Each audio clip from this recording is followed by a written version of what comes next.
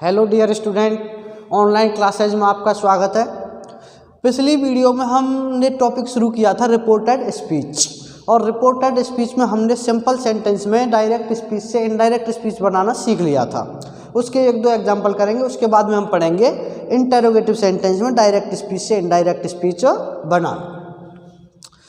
जैसे एग्जांपल देता हूँ मैं आपके लिए, he said to me, he said to me,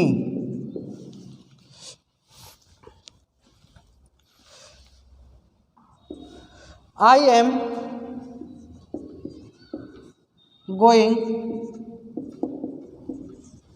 to market, I am going to market with your father, I am going to market with your father. इस sentence को, ये sentence है डायरेक्ट स्पीच, इसे हमें चेंज करना है किसमें? Indirect speech में। देखो सबसे पहले हम क्या करते हैं, रिपोर्टिंग वर्ब को चेंज करते हैं। बताओ सेड टू को किस में चेंज करेंगे बेटा? टोल्ड में। किस में चेंज होगा? He told me, he told me. उसके बाद में सिंपल सेंटेंस में क्या करते हैं हम, रिपोर्टिंग वर्ब को रिपोर्टेड स्पीच से जोड़ने के लिए कंजक्शन के रूप में क्या काम में लेंगे बेटा? दैट।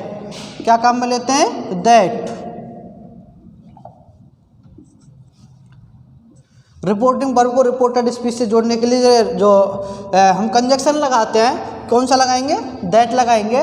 उसके बाद में देखो फर्स्ट पर्सन प्रोनाउन होता है रिपोर्टेड स्पीच का। फर्स्ट पर्सन प्रोनाउन हमने वो बताया था आपके लिए, सन अपॉन 123, सन अपॉन 123। तो फर्स्ट पर्सन प्रोनाउन किसके हिसाब से बदलेगा? सब्जेक्ट के हिसाब से। किसके सब्जेक्ट के हिसाब से? रिपोर्टिंग वर्ब के सब्जेक्ट के हिसाब से। बताओ फर्स्ट पर्सन में क्या है?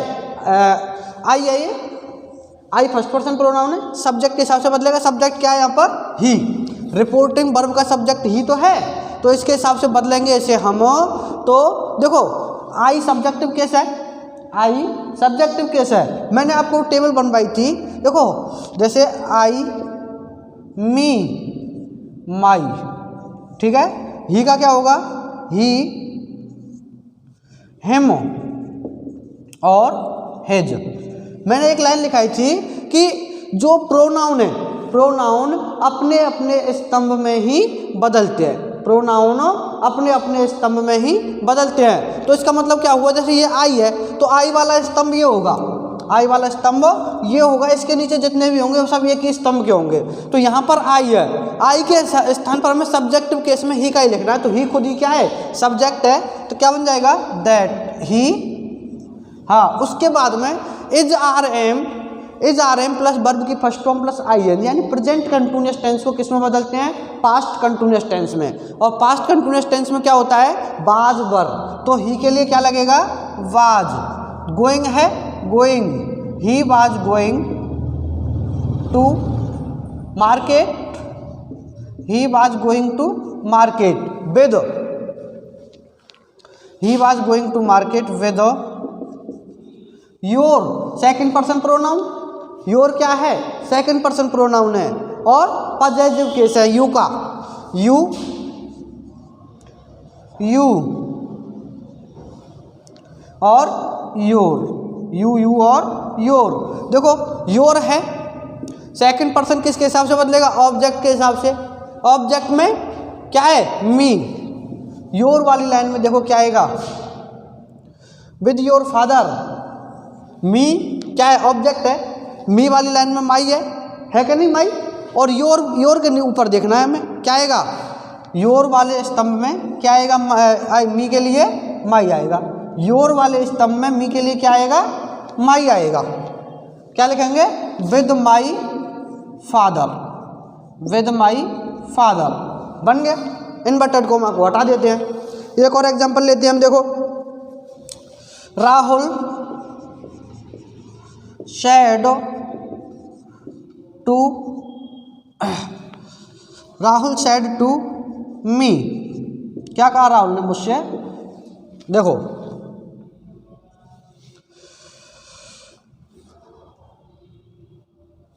you have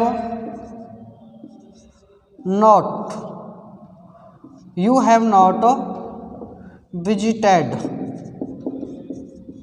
the Taj Mahal, you have not visited the Taj Mahal with me yesterday.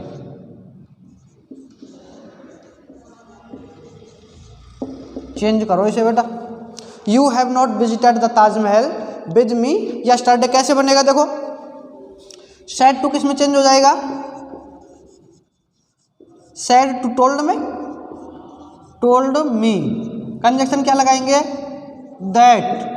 Second person pronoun किसके हिसाब से बदलेगा? ऑब्जेक्ट के हिसाब से। सेकंड पर्सन ऑब्जेक्ट के हिसाब से। तो ऑब्जेक्ट क्या है इसमें? मी। यू क्या है? सब्जेक्टिव केस में। यू की लाइन में और मी के लिए क्या, देखो यू यहाँ पर है, सब्जेक्टिव केस है, तो क्या आएगा यू की लाइन में? यू की लाइन में मी के लिए क्या आएगा? I. That I.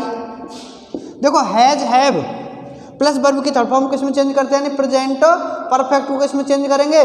Past perfect में। और पास्ट परफेक्ट में क्या आएगा? Had.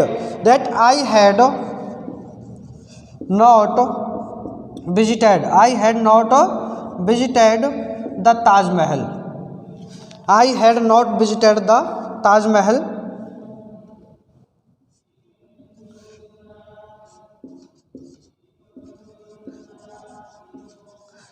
I had not visited the Taj Mahal with me. First person pronoun objective case. Me क्या है? First person pronoun objective case. Me के लिए क्या आएगा? मी के लिए किसके अनुसार बदलता? फर्स्ट पर्सन सब्जेक्ट के हिसाब से। सब्जेक्ट क्या है? राहुल। राहुल के लिए क्या काम मिलेंगे? ही का क्या बनेगा objective case? Him. With the visited the Taj Mahal with him, with him. और यस्टरडे किस में बदलेगा? समय व स्थान सूचक शब्द परिवर्तन सारणी में देखो यस्टरडे किस में बदलेंगे? द प्रीवियस डे में। The previous day, the previous day बन गया। बहुत आसान है अगर आपको नियम याद हैं तो, और नियम याद नहीं है तो कुछ भी नहीं है। कोई भी टॉपिक हो, सिंपल सा टॉपिक है टेंस वाला, वो भी आप नहीं कर सकते यदि आपको नियम याद नहीं है तो। नियम आपको याद करने पड़ेंगे और बहुत आसानी से आप डायरेक्ट स्पीच से इनडायरेक्ट स्पीच में सेंटेंस को कन्वर्ट कर सकते हो, ट्रांसफॉर्म कर सकते हो यदि आपको नियम याद हैं तो। आगे हम बात करते हैं बेटा इंटेरोगेटिव सेंटेंस में। किसमें? Interrogative sentence.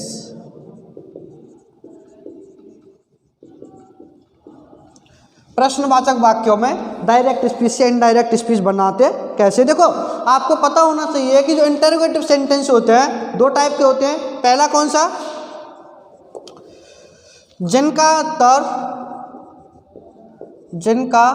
आंसर किस में दिया जा सकता है? यस या नो में।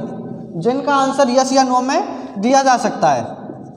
इंटेरोगेटिव सेंटेंस दो प्रकार के होते हैं, जिनका आंसर किस में दिया जा सकता है? यस या नो में दिया जा सकता है। और दूसरे वाले कौन से होते हैं?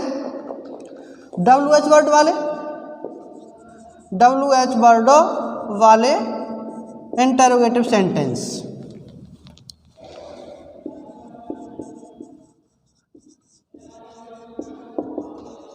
WH वर्ड वाले इंटेरोगेटिव सेंटेंस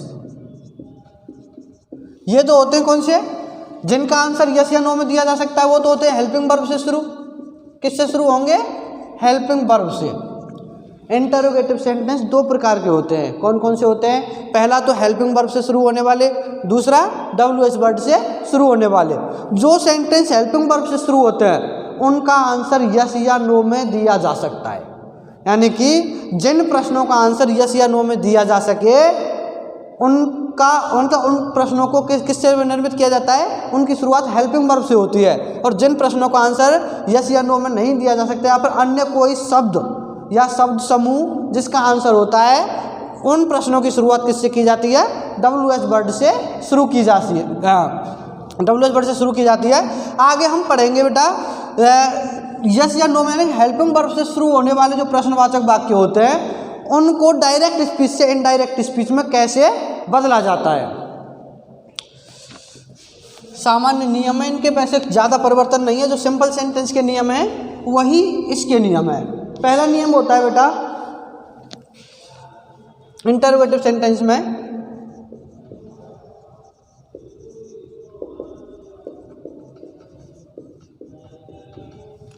पहला नियम क्या है, कौन से प्रश्नों का, हेल्पिंग वर्ब से शुरू होने वाले प्रश्नों का, हेल्पिंग वर्ब से शुरू होने वाले। क्या है पहला नियम, सबसे पहले तो रिपोर्टिंग वर्ब में, रिपोर्टिंग वर्ब के सैड या सैड टू, सैड या सैड टू। यदि रिपोर्टिंग वर्ब में सैड दे रखा है, क्या दे रखा है, सैड दे रखा है, तो क्या होगा, आस्क। रिपोर्टिंग वर्ब में सैड या सैड टू दे रखा है तो चेंज किस में करेंगे, आस्क में चेंज करेंगे बेटा। यदि से दे रखा है, क्या दे रखा है, से दे रखा है तो आस्क में बदलेंगे, किस में बदलेंगे, आस्क में बदलेंगे। यदि रिपोर्टिंग वर्ब में सैड दे रखा है तो किस में बदलेंगे, आस्क में, और यदि से दे रखा है तो किस में बदलेंगे, आस्क में। से या सैड टू के स्थान पर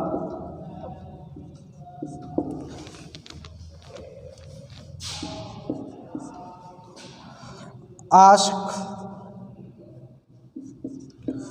या आस्क्ड लिखते हैं।